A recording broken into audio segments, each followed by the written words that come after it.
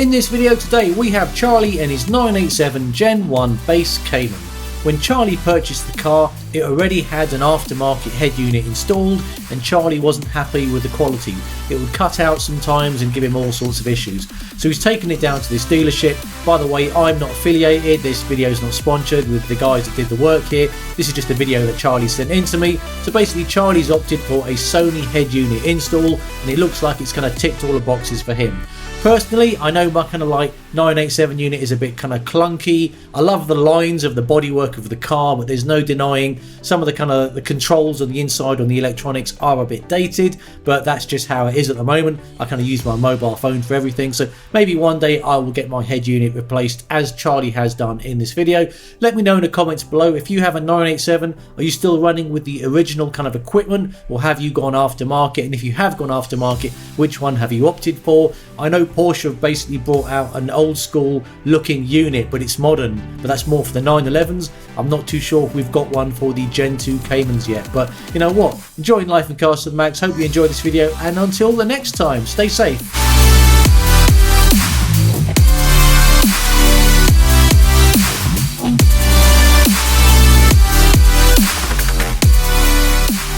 Hi, my name's Ardil, owner of Cambridge Car Audio. Today's video is all going to be about the Porsche Cayman, the radio conversion that we just carried out.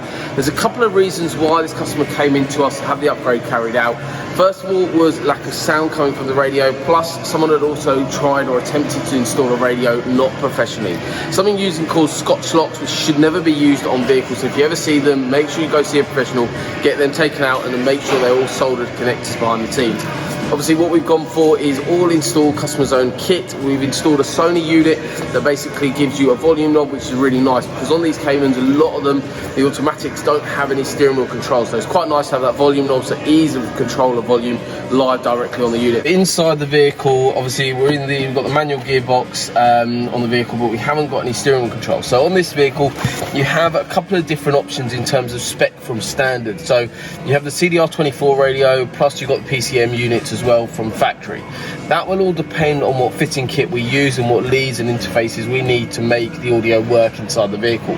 So we can do a full Bose retention, we can do the ASK amplification retention as well, plus we can do, if you don't have any amplifier in the car, we can also get sound out that way. That's all very dependent on the actual fitting kit that we choose. Generally speaking, we need to quote up, either come by and see us and we'll go through it all with you, but what we need is a picture of your existing radio out there, picture of your steering wheel to identify whether you have steering wheel controls or not, plus also a picture of your full door card showing basically this whole area here. Reason for that is because on different setups you'll have potentially a Bose sticker or a little badge to place around about here. That will identify what integration leads we're going to need to retain your amplification system. Reason why these Porsches are a little bit complicated and there's a lot of confusion about what leads and stuff you need is because behind the scenes they have something called fiber optics. So the fiber optic leads that basically run from an amplifier in the front all the way to the head unit. It's the way the source of sound is actually delivered to the amplifier and delivered to the speakers. So there is physical speaker cables going from the amplifier over directly to the speakers themselves, but the link from the head unit over to the actual amplifier and how the amplifier in essence turns on and gets power is via fiber optic, and that's where the leads that we use are very, very important to retain that. If we're doing a full custom sound system or full sound system with a stock look, we can run directly from the head unit, bypass your factory amplifier, run directly to the speakers. In an ideal world, sonically, that's the best thing to do, but with this situation, we want to be retaining the factory equipment in terms of speakers, and we just want to change the actual entertainment in terms of the features and stuff that you're going to be having in the vehicle. So there's a couple of different options. So you've got the non-Bose amplified system, you've got the ASK amplification system, which is a silver amp, which is mounted in the front, and then you've got the Bose amplifier as well. So that's all mounted in the front compartment. You can take off the panels yourself, they're very easy to identify. Take off the two panels and there's two little clips and you'll see the actual amplifier there itself. So that's all in the front.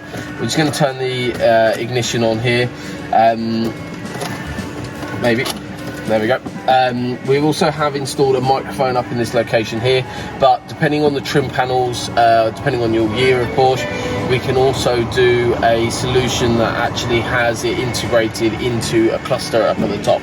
So this is quite a nice little location for it. We can go up here, so depending on your preference, we can change where that microphone goes, but we can also do some flush fitted solution depending on the trim panel that you've got up top, which you can see on our YouTube channel of other options. But in essence, on the radio, you've got full retention for actual FM that we had before. We didn't want to add a digital radio antenna, mostly for the look of the install, because nowadays you've got options of actually downloading those apps onto your phone and streaming directly into that unit. So that's option as an option there, but you can also have roof mounted antennas or glass mounted antennas as well. So on the unit, this is a unit that the customer supplied us. We've got Bluetooth audio, we've got music streaming now, we've got hands-free, and then we've also got the FM. The other thing we've done is run USBs into the glove box as well, so that's also all been done. So then you also got retention for that too. So on the unit, you've got a USB at the front, you've also got an auxiliary into there as well. So it's quite an interactive little unit. You can also, if you wanted to, add a reversing camera into the unit as well. So as soon as you engage reverse, we can go live directly onto there as well. But overall, it makes the car, sort of sets it up really nicely. The car's obviously an amazing car to drive, and you obviously probably love driving the vehicle. It's just the entertainment connectivity with your phone that really lets the car down. Doing something like this changes it massively. I used to own a couple of Porsches in my time. First thing I always do is change this radio over. Even if I'm not doing the full sound in the vehicle, this is the first thing that needs to be done. Connectivity with your phone makes a massive difference. Plus, it also keeps you guys safe